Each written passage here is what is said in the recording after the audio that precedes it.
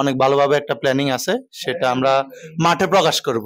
আপনার প্লেইং 11-এর মধ্যে কে কে থাকতে পারে, এটা কি একটু ধারণা দেওয়া যাবে? হ্যাঁ, আমাদের তো হচ্ছে এখানে অতিরিক্ত প্লেয়ার হচ্ছে যেহেতু 2 জন, সেহেতু আমাদের মেইন টিমেই ফার্স্ট যে সিলেকশন আছে তারাই থাকবে আর কি।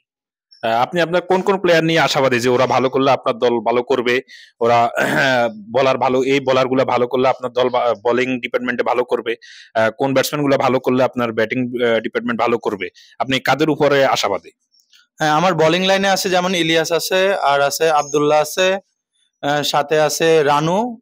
এরা হচ্ছে আমার বোলিং লাইনে, যদি ওরা ভালো করে আশা করি আমরা নাস্তানা বোধ করতে পারবো আমাদের বিপক্ষ টিমকে। আর সেম টাইম আমাদের ব্যাটিং লাইনে শাকিল আছে, তারপরে রাশেদ আছে। তারা যদি ভালো ব্যাটিং দিয়ে যেতে পারে তাহলে আমরা আশা করি আমরা একটা ভালো ফলাফল পাবো।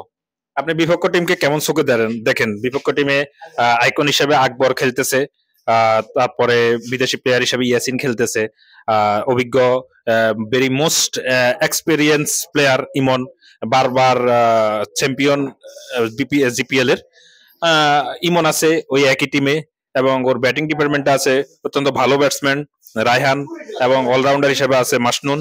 আপনি ওই টিমটাকে কেমন চোখে দেখেন? অবশ্যই আমি আমার বিপক্ষ টিমকে অনেক হার্ড ভাবে দেখবো।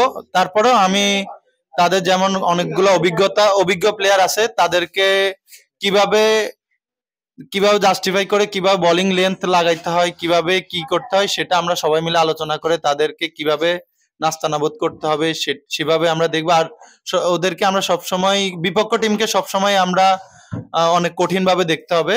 তারপরেও সেটাকে ওভারটেক করে আমরা কিভাবে ম্যাচ জিততে হবে, সে সফলতা আনতে হবে, সেটা আমরা খেলবো, এই আর কি।